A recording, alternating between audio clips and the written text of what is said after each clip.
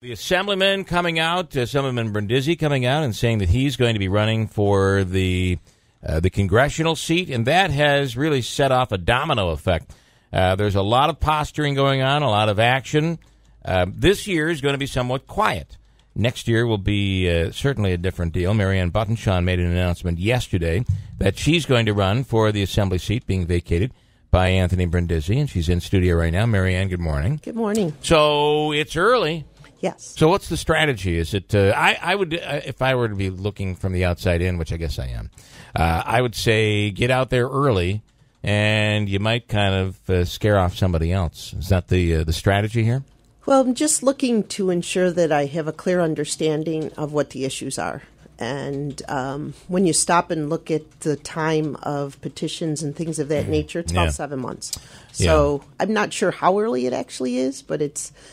in my opinion, I'd like to take a look at meeting with as many individuals as possible to hear what their issues are. And talk about your background. I work at Mohawk Valley Community College. I'm the Dean of the Institute of Emergency Preparedness and Public Service. I have my education started at Mohawk Valley Community College, and I just recently completed my doctorate in doctorate in education in leadership. I've worked at the college for over 20 years. I started as a faculty member. I actually started as an intern there, and then faculty member, and been in administration since about 2000. Are you? I don't have the paperwork here. Are you running as a Republican? No, Democrat. As a Democrat. And some say for this seat, really important to be a Democrat, especially in a state where Cuomo really waves that flag, that Democrat flag.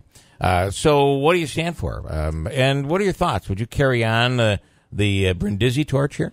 Well, I think that Assemblyman Brindisi has done an outstanding job and has worked very hard. I think the key is communication and ensuring that we're there to listen. I know that the challenges that are out there, number one, would be jobs. We're always a little bit higher than the national average when we talk about unemployment here. I have seen, working with so many individuals in education, that the importance of ensuring that they have that opportunity for employment.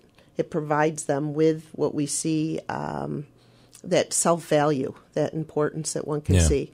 And if that opportunity is there for them. One of the issues I know the governor was pushing was free tuition.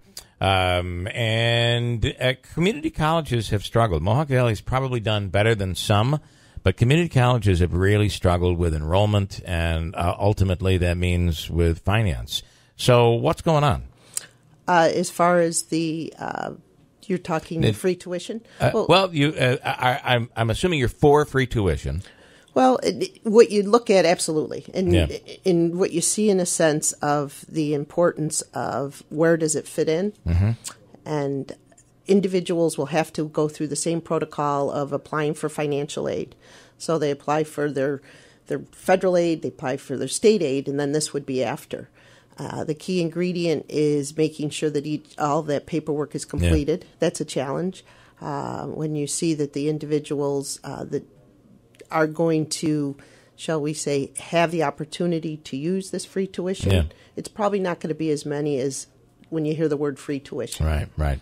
And I guess the other part of that question is, why are community colleges struggling today with enrollment? Well, we've looked at it in the sense of coming out of high schools. We don't see as many individuals, obviously. The population is the effect. We're looking at individuals that are looking at training opportunities versus education. And primarily I would base it just on that of population. All right.